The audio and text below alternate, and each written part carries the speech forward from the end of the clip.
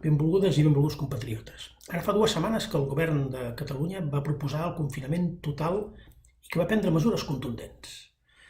Des d'aleshores, molta gent, entre la qual m'incloc, ha seguit de manera estricta les recomanacions que ha anat difonent el nostre executiu, un govern amb qui estic en contacte permanent, de manera diària, per ajudar i per donar-li suport en aquesta feina colossal i en condicions molt dures que està assumint.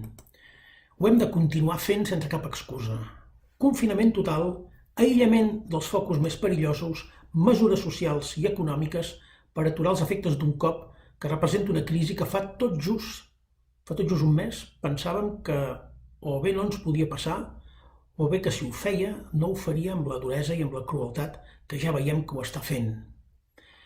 En aquestes 2 setmanes, moltes famílies, molts de vosaltres, heu tingut o teniu algun dels vostres membres afectats pel virus Covid-19. D'altres famílies heu patit la pèrdua d'éssers estimats, a qui no heu pogut acompanyar o acomiadar en les seves darreres hores. A tots vosaltres, el meu condol i el meu afecte. I també el desig de recuperació a totes les persones que en aquests moments són a les unitats de cures intensives del sistema de salut del país i, és clar, aquelles persones que, sense trobar-se tan greus, esteu fent la convalescència des de casa seva, des de casa vostra, observant les mesures d'isolament, d'aïllament que us han prescrit. En aquestes 2 primeres setmanes de confinament hem hagut de fer una adaptació molt ràpida, molt sobtada, a unes circumstàncies que ens han canviat la vida. Unes circumstàncies per les quals no estàvem advertits. No pensàvem mai que en només 15 dies, o com a molt 3 setmanes, veuríem afectats 2 pilars sobre els quals hem construït part de la nostra forma de vida, la salut i la feina. I en canvi avui, el temor per la salut i el temor per la feina és present a totes les llars. I deixeu-me dir que s'hi afegeix encara un altre temor creixent, que és la por a perdre llibertats. Llibertats que han vestit i que han assegurat una convivència en pau i en prosperitat. La por que els més vulnerables i les persones més exposades tornin a ser les principals víctimes de les grans dificultats econòmiques que s'endevinen. Pot semblar, per tant, que en aquest context l'esperança sigui un luxe que no ens podem permetre. És cert, el nombre de casos no para de multiplicar-se i les previsions per als propers dies són dolentes. No ens hem d'enganyar ni sobre la gravetat de la crisi en termes de salut pública, ni sobre el fet que, ara per ara, tots els governs del món, sense excepció, han de lluitar com poden amb unes eines insuficients. El virus és nou. Encara no hi ha una vacuna per combatre'l.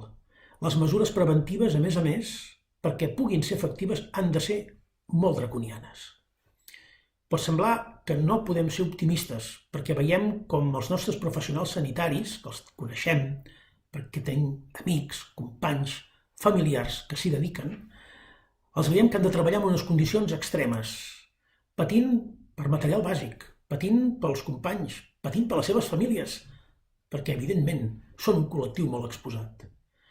Deixeu-me que en aquest punt faci un reconeixement a tots els professionals sanitaris i d'una manera molt especial als qui esteu treballant a les zones més dures, com a Igualada i a la Conca d'Òdena. A tots vosaltres i a totes les persones que hi esteu vivint, que ho esteu patint, el nostre escalf i la nostra solidaritat són màximes. Allò que ens heu dit tantes vegades en aquests 2 anys i 5 mesos d'exili, que no estem sols, deixeu-me que us el dediquem a tots vosaltres. No esteu sols, no esteu soles. Però, sense haver de recórrer a cap formulació simplista ni ingènua, hem de dir que hi ha una esperança certa i racional, basada, deixeu-me dir, en 3 elements que ja hem comprovat que tenim a l'abast. El primer d'ells, justament aquest, la poderosa capacitat dels professionals sanitaris, la capacitat que tenen de sobreposar-se a dificultats, a mancances i fins i tot a multiplicar, deixeu-me dir que per molt, els resultats. El reconeixement és total i permanent, des del personal de les UCIs fins a les farmàcies i a les ambulàncies, tota la cadena de professionals sanitaris que constitueixen aquesta primera gran línia de defensa contra aquest virus. El segon element és l'actitud de la majoria de la població, que està seguint amb paciència i amb solidaritat les recomanacions del govern a l'hora d'intentar contenir la propagació del virus. El virus es propaga, però que es faci amb una velocitat o es faci amb un altre, depèn també de la nostra actitud. I aquí hi ha una gran responsabilitat i una gran solidaritat de la immensa majoria de la població. I deixeu-me dir també que tots els sectors que sou essencials pel funcionament de la societat mereixeu el nostre reconeixement incondicional.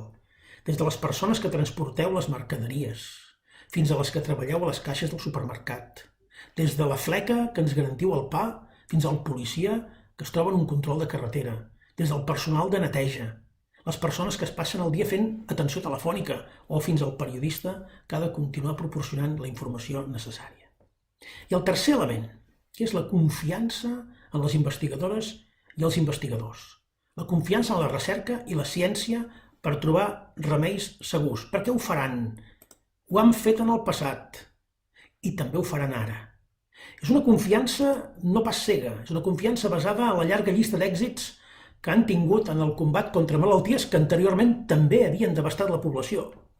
Avui, feliçment, hi ha tecnologia i informació compartides que acceleren l'obtenció de resultats. I per això els calen recursos, molts de recursos, i els cal també el nostre reconeixement i admiració. És cert, algunes decisions ja no podran revertir el que viurem en els propers dies.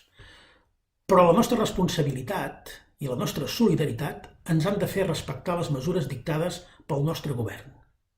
Mireu, l'Organització Mundial de la Salut ho acaba de dir fa tot just unes poques hores. Diu l'OMS: el moment d'actuar era fa 2 mesos. No vam aprofitar la primera oportunitat, però ara en tenim una segona. No la malbaratem. Doncs es tracta d'això. En gran part, insisteixo, depèn també de nosaltres mateixos. No només, però en gran part també depèn de nosaltres mateixos. La nostra solidaritat amb els professionals sanitaris, amb els malalts, amb els nostres veïns i veïnes, ens demana que ens quedem a casa. Confinament total. Només així, podrem inflexionar la tendència que ens fa molta falta.